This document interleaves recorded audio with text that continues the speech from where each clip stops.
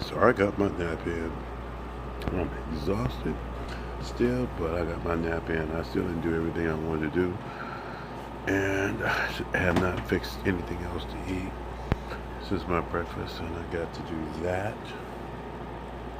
Maybe I turned that oven on. That might have been on all shit all this afternoon.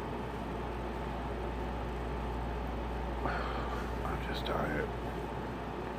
Now, the last recording I did actually did get uploaded, and then I didn't upload it on Facebook or do the link, and it was on my phone. I had to get it off my phone, so I just sent it to Facebook direct, and that was that.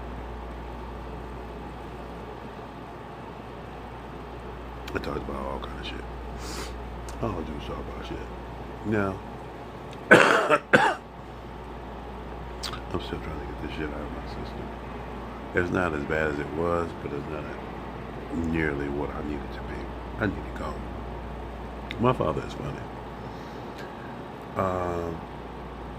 If I didn't tell you, when he told me I was not going to that counter today, and I called into that office and nobody picked up. And, because the lady said call about 15 minutes before, and she's there to pick up. And she never picked up. So it was after 1 o'clock, the class started, that I called. Again, I must have called like 5 or 6 times. And this guy finally picks up. And I said, he said something, I don't know what he said, but what it was, I didn't recognize it. I said, is this the core group? He said, yeah. I said, is Sylvia Lopez there? Because I said, facilitator. No, she's not here. I'm filling in for today. I said, okay, I'm calling to let her know that I'm out sick. With all this heat extremes and stuff. And, I done caught this cold. I'm trying to get better because I have interviews that I need to do this week. And I can't be going in there coughing up a lung. I'm trying to get some rest. But I was working on stuff this weekend, and I'll continue to work on stuff. And he said, okay, well, you that's what you do. We ain't gonna be here tomorrow. I said, what you mean you ain't gonna be here tomorrow? He said, don't worry about it. We just know nobody's gonna be here. So you just continue to do your job search for these 2 days at home, and then Wednesday, we'll see. And, I said, because I told him I was trying to set up an interview for Wednesday. He said, okay.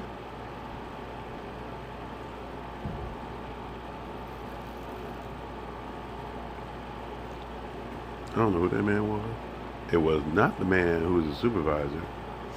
I don't know who he was. It was a trip. And I'm like, so I hung up the phone, then I realized I didn't get his name. I should have got his name and documented his name. So I tried to call back, and of course he didn't pick up. So what did I do? I fired off an email to the facilitator. Because nothing else, I know she checks her emails. She told us her schedule. She said, in the morning I check my emails. She doesn't have access to the voicemail there at that place. Because, she works at various sites. She's part of the LA County educational system. So I fired off an email. I told her everything that was said to me. I told her I didn't get the man's name, but what he had said to me, that there was not going to be any class on Tuesday, and what he told me to continue to do, and that I would be there on Wednesday, and I might be there late because I was trying to set up a job interview for that morning. So that I have my I's dotted and my T's crossed. That's just me. We did that shit. I'm like sitting there typing and stuff, and my father's laughing. He said, because I'm like sitting there saying, why are you laughing at me? He said, that's you. You really take what you are supposed to be doing when it comes to anybody seriously. You don't blow them off. They sit there and tell you that you're supposed to do some shit. You do it. And that's that. And if you choose not to do it, that's you too. Because you sit there and say, this is bullshit. I ain't doing that. When you were in college, you did the same thing.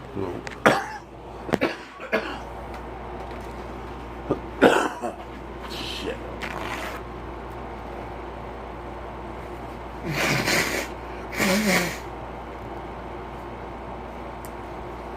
This shit that got my sinuses. I had a little clear mucus, and now it's in my sinuses. It's still in my head. I hate this shit. So that's you. Seriously.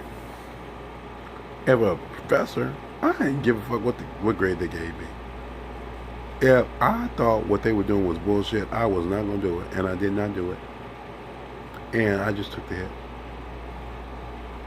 Did it stop me from graduating? I still graduated from UCLA. You know? And given the fact that many a black man that I knew who were trying to go there couldn't stay in school for whatever reason, I was not one of them. I told you what happened. I had one class that I got a D in. He might have gave me a D minus. I can't remember what the motherfucker gave me. Whatever it was one credit. Instead of, the credits that you normally would get, like, would have been like three or four, something like that, whatever. The motherfucker, he wanted me to memorize who said what in Shakespeare's plays. He didn't care about the content. He didn't care about what was being communicated, which I was excellent at. In fact, he could not believe how on point I was about what was being said. But because I couldn't tell you who said what when, because all that shit sounds the same to me, because it's repetitive. So why am I going to sit there and try and dissect what you said at a particular point in time when you know damn well you didn't mean it then and you don't mean it now?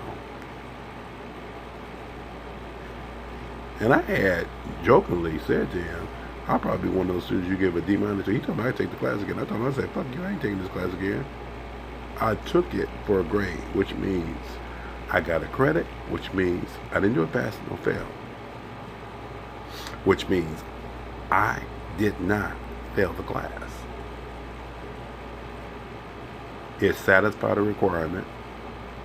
It's done. And my mother, when she got that report card, she was pissed. She said, you got it. I said, Mama, that motherfucker was straight up crazy.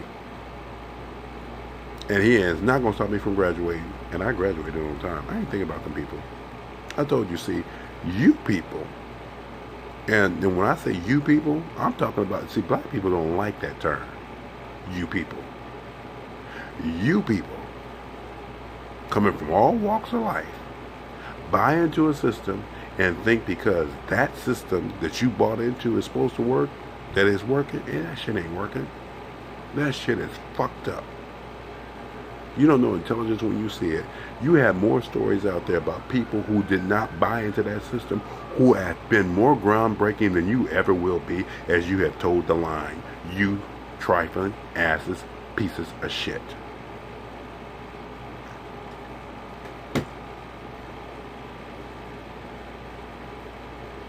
Come on. You start telling me about how many people told the line and did some shit. And who went against the grain and did more. I ain't thinking about you. You done glorified shit that you ain't got no business glorifying. You have made it about your religion, your ideology, and all that kind of shit, and you still sound stupid.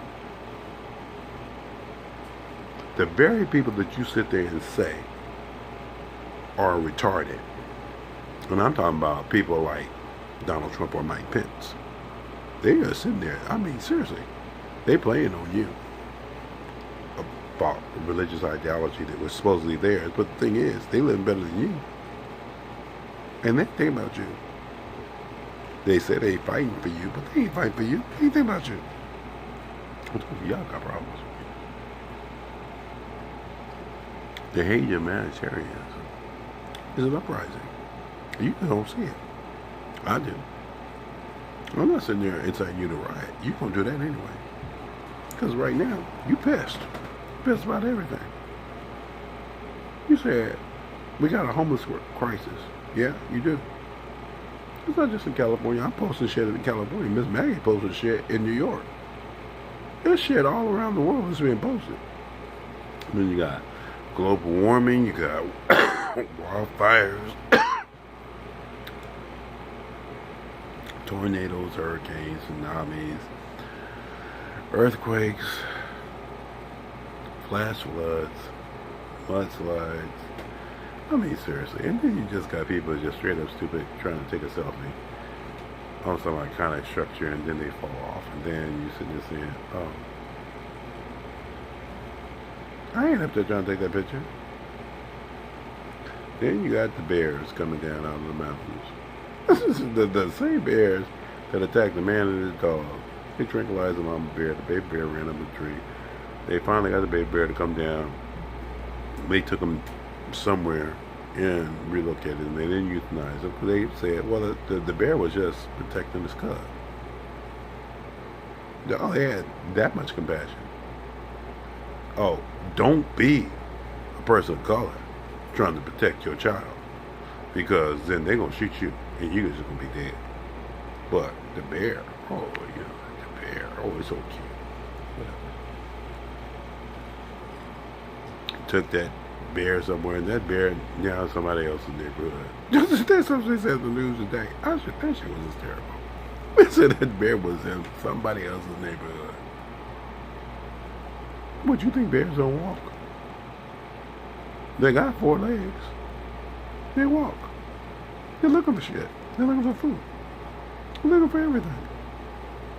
They showed a picture of them, like a mama bear and 2 baby cubs.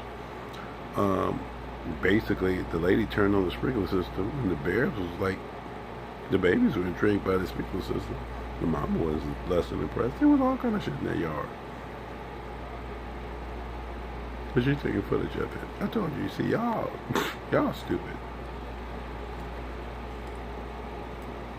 You act like these animals are your pets. They eat your pets. They will eat you. They will eat your face. I'll tell you, Harry.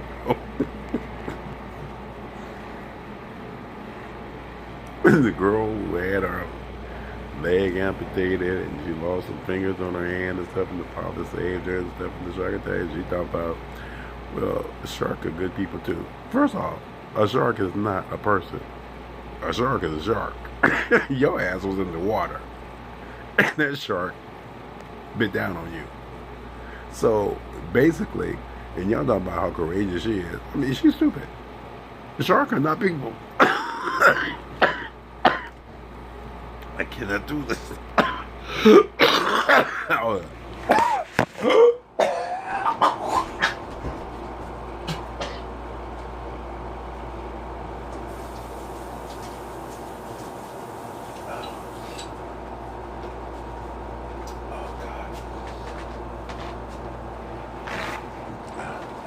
I told you. My father was in Sweetfield. Because my father is very matter of fact, and he's very plain spoken in a lot of things. I mean, he has complex ideas, don't get me wrong. He's taught me all kind of complex shit. But at the same time, that little girl said the sharks are good people. They ain't people. They sharks. Elephants are elephants. Lions are lions. You need to stop treating these things as if they are actually an extension of you. You call it big game hunting because, as far as you're concerned, there's a section of you who've already removed yourself from identifying them as anything that actually should have such respect. And so when you sit there and say, well, sharks are people too, well, you do realize they kill people. And you ain't doing anything to stop that shit. Your educational system is whacked. What you're talking about is whacked. And what you want me to help you with is even more so whacked. I don't care that you don't appreciate anything I'm saying. Because the thing is, what I'm saying doesn't matter to you. It's whacked. Because you have your opinion. You had your aha moment. As if you Oprah. Excuse me.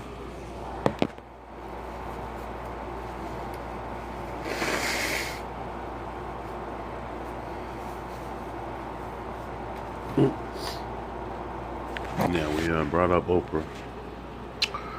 Avocados are like $1.25, $1.50 in the store now. And this, the tariffs did not go in place. We're talking about a small avocado. And Oprah says she has a whole orchard and she travels over on avocados because, she wants her avocado toast. She likes bread. I guess she likes avocados. She ain't worried about the fact that you ain't got no avocados to eat.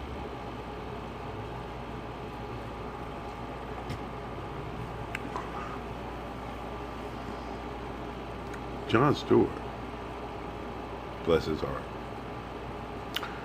He ain't hosting the Daily Show, but he was out there before Congress testifying for those 911 first responders. I don't know what Oprah is. She just out there being Oprah. You say, you just knocking on your... no. Mm-hmm. See, Oprah played a part in The Color Purple. She played,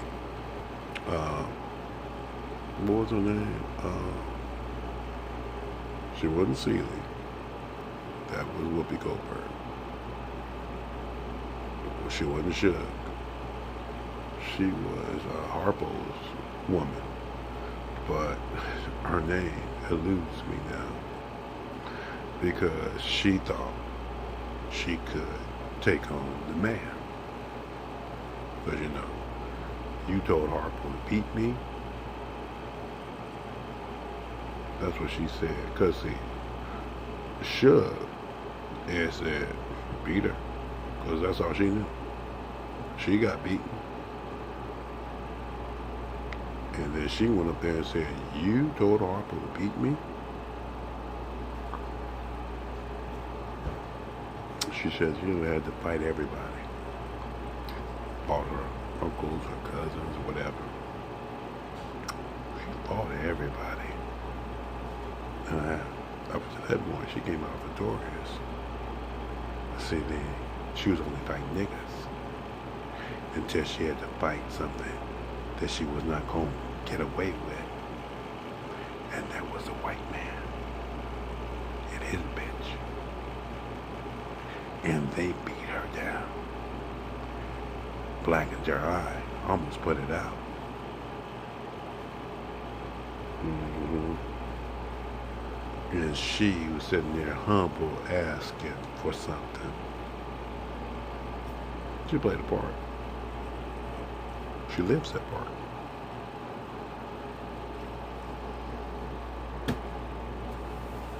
You've got the story about her, the Texas cattleman, when she talked about meat was murder.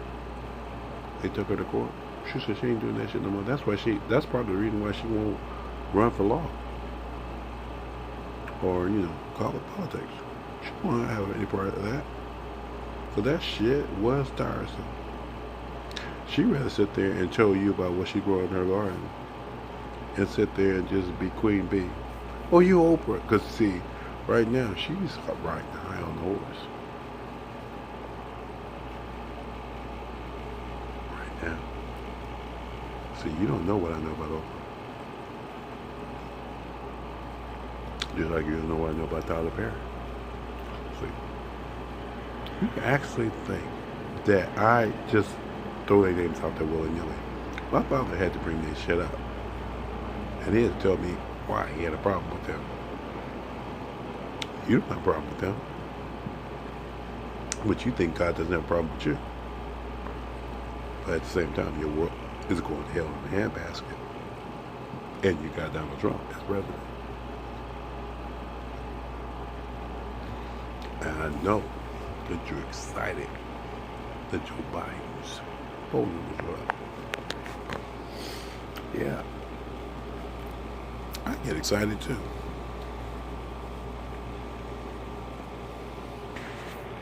But before I actually, I'm not really going to make a prediction because my father hasn't told me yet. But father, they're excited about that. What does it mean?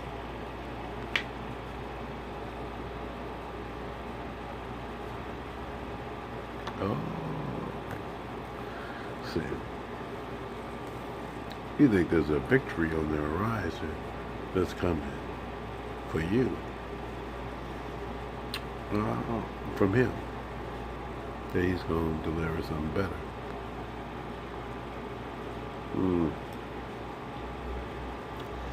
Well, father, sorry. I already know that you ain't doing that shit, because that ain't you.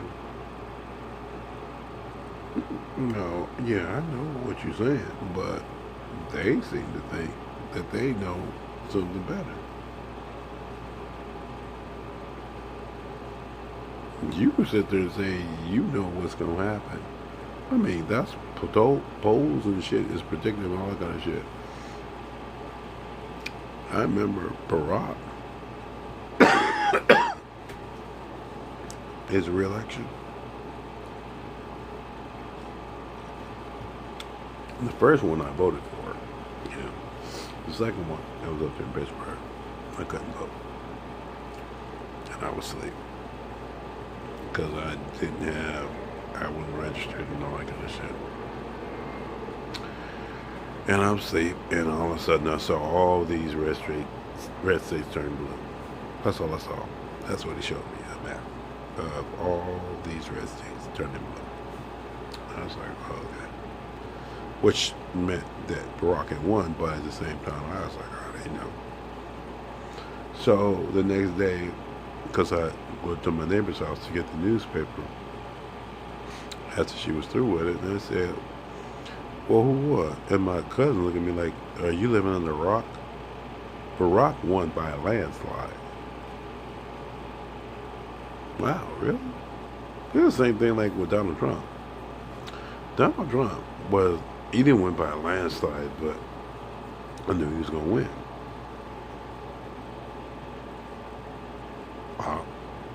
Something I drip.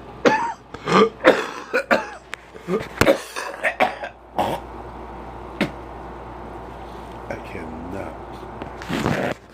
See, this shit gotta come out. I'm asking for this shit to come out. It's taking time. I need it.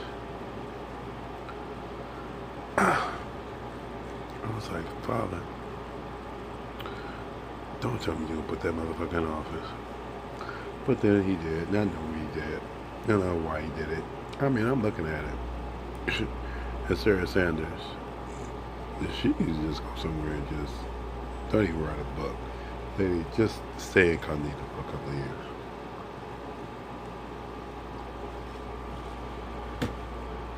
She can do that. Come on. He told me her run for governor of Arkansas. Oh, please. Well, I guess, if you're going to run anywhere, they put Bill Clinton in office, and you said, he was a good president. He was the first black president, but at the same time, you have problems with him and his wife. Maybe you won't have a problem with Sarah Huckabee. I don't even care. My family came out of Arkansas. Y'all stupid.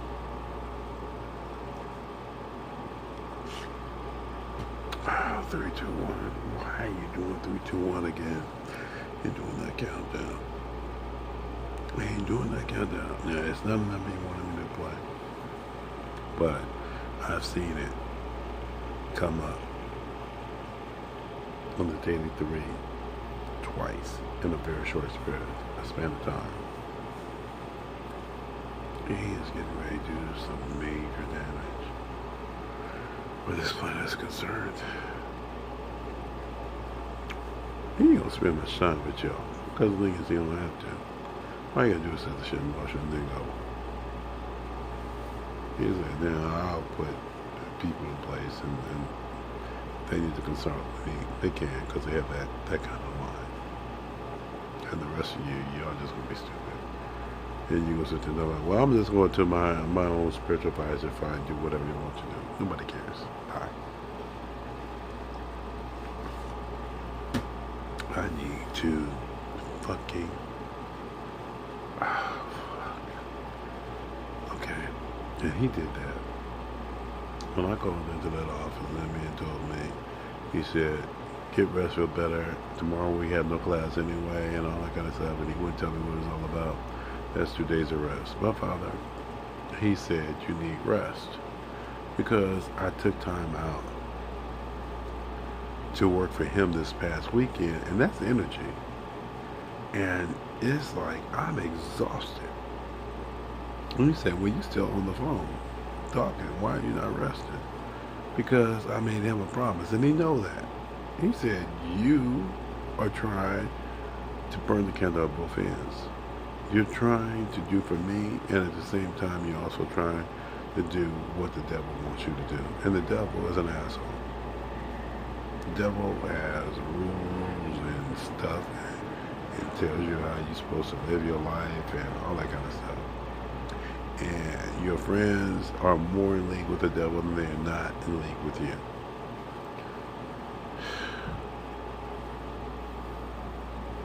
I'm tired. Esto fue un consejo de gestión cuando dieta de práctica.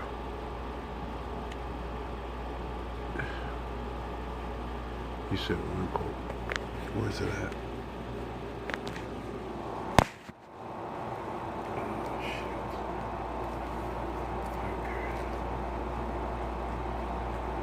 This one?